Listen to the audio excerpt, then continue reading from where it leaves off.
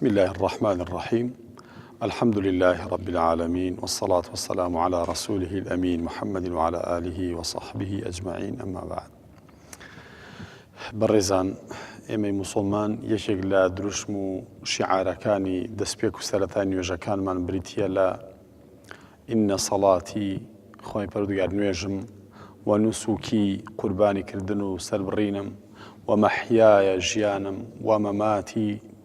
و هەروەها مەرگ و مردنم لله رب العالمین بۆ خوای پەروەردگاری جیهانەکانە. بەڕاستی ئەمەش ئەوەی لێوەردەگیرێت کەسێک کە بیەوێت ژیانێک بژێت کە خوا لێ ڕازی بێت، ژیانێک کەوا خۆی ڕەنگ ڕێژ بکات بەم بەرنامە پیرۆزەی ئیسلام کە خوای تەعالا ڕازی بووە بۆوە کە بەرنامەی ژیانمان بێت، هەم وەکو تاک، هەم وەکو خێزان، هەم وەکو کۆمەڵگا لە سەرجەم بوارەکانی ژیاندا ئێمە بم ئیسلامەوە بژێین. بە تایبەتتر کۆمەڵگە لە تاک پێک دێت ئەوەی کە مەبەسمان ئەوەیە بڵێین چۆن ئێمە ژیانمان بە شێوازێک ڕەنگ ڕێژ بکەین و نەخشەی ژیانمان بڕێژین کەوا هەم خوا لێمان ڕازی بێت، هەم غەنیمەت و گەنجینە و هەروەها خاوەنی غەنیمەتێکی زۆر بین لە عومرە، چەندەها گەنجێتی لە گەنجینەی ئەم ژیانەمان بەدەست بێنین. ئەمە بەوە دەبێت کە بەڕاستی ئێمە بەم شێوازە بژین کە خوای پەروەردگار مەبەستێتی ئەو کاتە هەم لە دنیادا لەسەر ئەو تەمەنەی کە سەرمایە و دەسمایەی بوونی ئێمە لەسەری قەرزار نابینەوە و هەمیش سەربەرزانە بەختەوەری بە ئاسوودەیی بە سەعادەتمەندی ژیان دەبەینە سەر. بەڵێ بەڕێزان، یەکەم شت کە ئیسلام دەیەوێت ئێمە خۆمانی لەسەر پەروەردە بکەین بابەتی تەفاؤل و گەشببینیە، بابەتی ئومێدبوونە بە ڕەحمەتی خوا، ئومێدبوونە بە عەفوی خوا، ئومێدبوونە بە تەوابێت و قوبوڵکردنی پەروەردگار بۆ ئەو بەندانەی کەوا خۆیان لیخن و خۆیان خستۆتە ناو زەرکاوی گوناه و تاوان و دەمێکە لەگەڵ ئاسماندا لەگەڵ پەروەردگاردا پەیوەندیان پچڕاوە. خوای گەورە دەیەوێت یەکەم شت ئێمە خۆمان بە سیبغەیەک بە ڕەنجێک بڕێژین کە سەراپەی ژیانمان، دەستپێکی ژیانمان، ناوەڕاستی ژیانمان، کۆتایی ژیانمان بریتی بێ لە گەشتبینی، لەسەری هەموو شتێکیشەوە گەشتبین بین بەرامبەر بەخوایەک کەوا ڕەحمەکەی بێسنوورە، قوبڵبوونی تەوبەکارانی بێسنوورە. ئین ڕەبەکە واسع المەغفرە، پەروەردگارت لێخۆشبوون و دەروازەی قوبڵبوونی بەندەکانی زۆر فراوانە. بۆیە صیبغەت الله ومن ئەحسن من الله صیبغە، خۆمان ڕەنگ ڕێژ بکەین بەم صیبغە خواییە کە پێویستە ئیماندار متەفائیل و گەشتبین بێت، چونکە پەروەردگار جەلە جەلالوهو خۆی دەفەرمێ یا عیبادیە الذین ئەسرفوا علی ئەنفوسهم لا تقنطوا من رحمة الله إن الله يغفر الذنوب جميعا. ئەی بەندەکانم، ئەی ئەوانەی کەوا ئیسراف و زێدەڕەویتان کردووە لە شکاندنی سنوورەکان و هێڵە سوورەکان کە خوای پەروەردگار حەرامی کردووە، لا تقنطوا من رحمة الله، نەکەن ئێوە بێهیوا بن، چونکە بێهیوابوون لە ڕەحمی خوا هەموو خەڵک و هەموو هیوایەکان، هەموو تەموح و خولیا و خۆزگە و خەونەکانی دنیا قەرەبوو تەعویزی بێهیوابوونت لەگەڵ خوادا ناکاتەوە. بەڵام کە خوا مرۆڤی بەهیوا کرد، کە خوای گەورە مرۆڤی گەشتبین کرد، بێگومان سەرجەم بوارەکانی ژیانی تر و سەرجەم مەیدانەکانی تری دنیا بە هیواوە، بە خەندەوە، بە خۆزگەوە، وارە بە ئومێدەوە هەنگاویان بۆ دەنێو دەچێتە ناو سەرجەم ئەم مەیدانانە. بۆیە خوای تەعالا سەرەتا ئەم پەیامە دەداتە ئێمە کە لە هەر بوارێکدان هەر چەندە گوناهتان کردووە، هەر گوناهێکتان کردووە،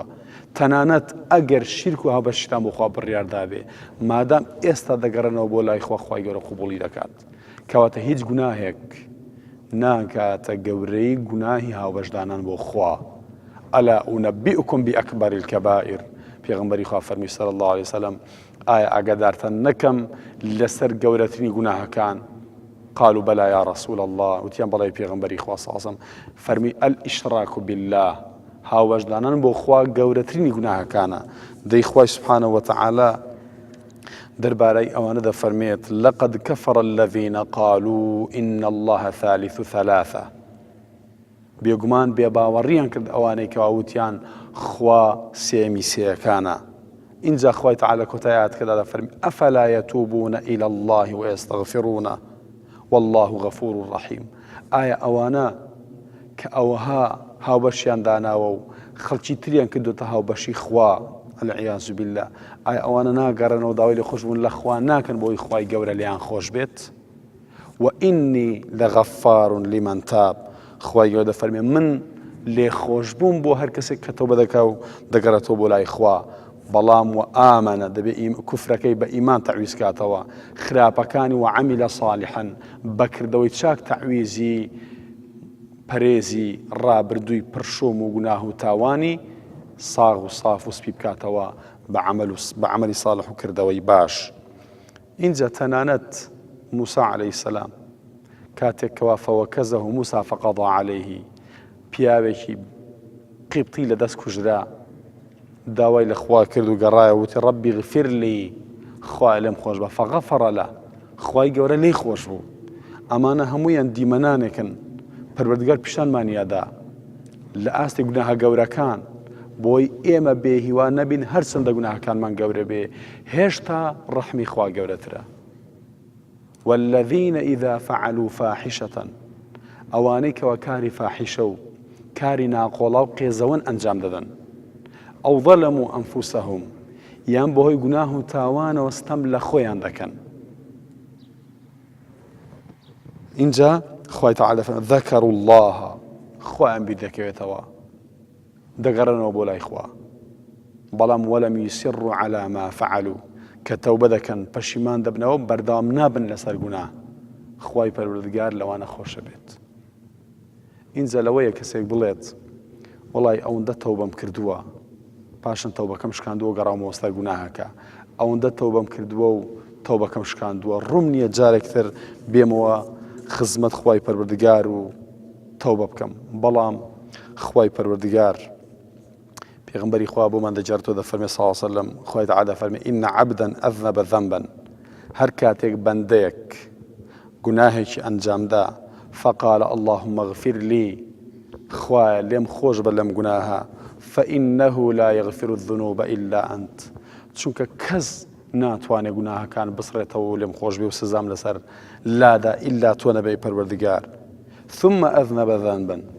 دیسان تەوبەکەی شکاند و گەڕایەوە سەر گوناهەکە حتا 3000 پێغەمبەری خواوەی فەرموو صلی الله عليه وسلم فقال الله عز وجل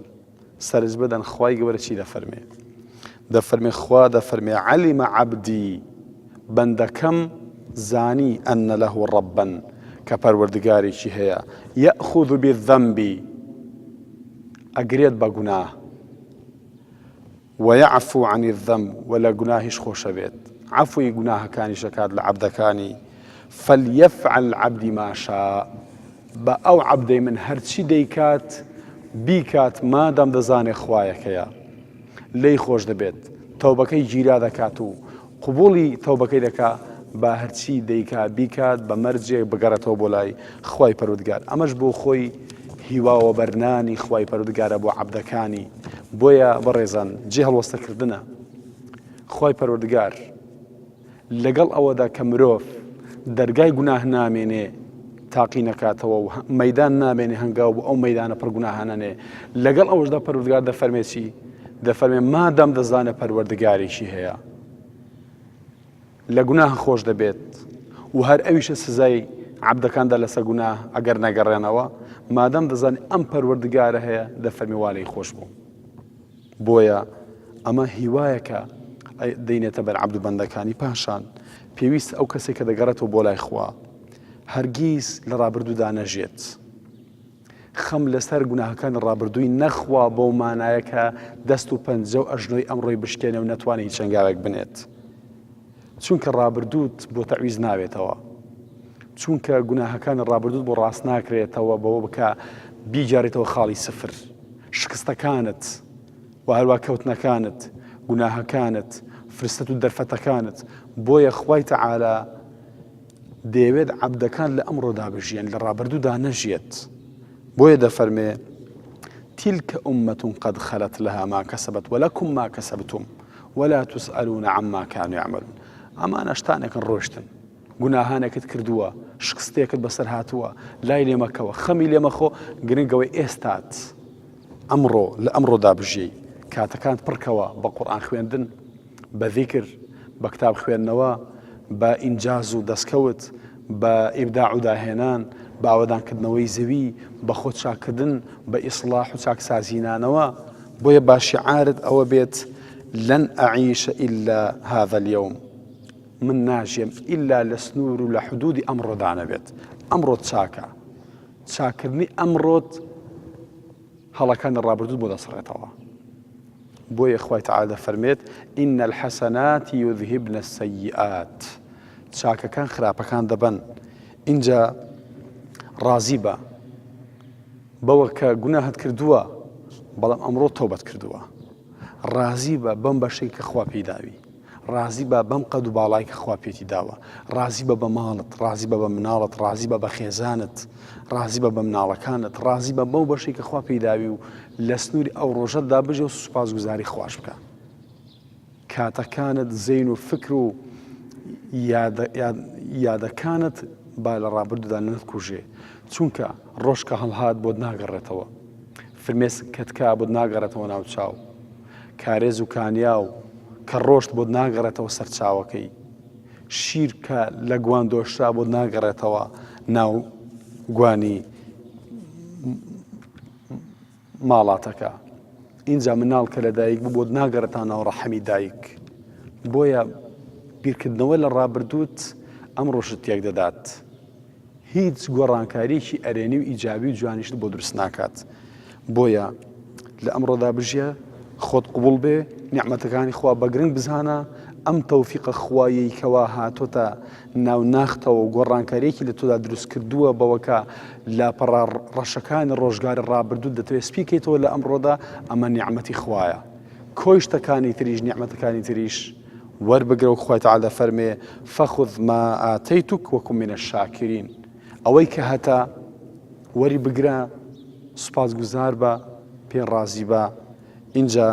بە هیچ شێوەیەک لە ئایندەشدا مەژی چونکە ترسان لەوە کە گوناهەکانی ڕابردووت ئایندەت تێک دەدەن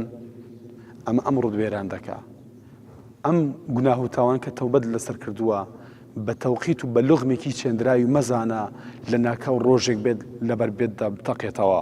تۆ مادەم گەڕاویتەوە بۆ لای خوا بەڕاستی و بە جددی مەرجەکانی تەوبەت لە خۆتدا هێناوەتە دی لە ئایندە مەترسە چۆن خوای گەورە ڕابردووت بۆ پاک دەکاتەوە دەیسڕێتەوە ئەمڕۆ خۆشت چاک کردووە ئایندەشت چاک دەکات ئینشاء الله ئەتا ئەمر الله فلا تستعجلوه لە ئایندە مەترسێ و پەلەش مەکە پێش حەوادیسەکانی ژمەکە وەکو عەرەبەڵێ لا تعبری الجسر قبل أن تصل به مەپەڕەوە لە جسر و پردێک کە هێشتا پێی نەگەیشتووی شەیتان دەترسێنێت شەیتانە گوناهی پێکردووی لە ڕابردوودا ئێستاش دەوێت ئایندەت وێرانکە دەڵێ شەخسیەتت لەکەدارە بێ گوناهەکانت خەڵک پێی دەزانێ وارگیز تۆ جارێکتر ناتوانانی ببیتە ئەو کەسەی کەوا پێش گوناهکردن مەبەست بۆ دروستبی الشەیطان یعیدکم الفقر ويأمركم بالفحشاء والله يعيدكم مغفرة منه وفضلا الشيطان فەرمانی خراپمان پێ دەکات فەرمانی هەژاریمان پێ دەکات فەرمانی شکستمان پێ دەکات فەرمانی وهروەها هەواڵی ئایندەیەکی وێرانمان پێدا بەڵام خوای پەروەردگار والله يعيدكم مغفرة خوا بەڵێنی لێخۆشبوون بەڵێنی لێخۆشبوونمان پێدا و بەڵێنی فەزلی خۆیشمان پێدا بەوە کەوا بمان کاتە خاوەنی کەساتیەکی زۆر تایبەت بە بەراورد لەگەڵ کەساتی ڕابردوومان کە لە گوناهدا ژیاوین کەسێک بۆ خوا بێت خوای گەورەش بۆ ئەو دەبێت کەسێک خوای لەبیر بێ ئەویش خوای لەبیر دەبێت خوش ئەوی لەبیر دەبێت کەسێک مەبەستی ڕەزامەندی خوا بێ خوای گەورەش مەبەستی تۆ لە ژیان ڕازی کات بەڵێ کەواتە خاڵ یەکەممان لە ڕەنگ ڕێژکردنی ژیانمان با متەفائیل و گەشبین بین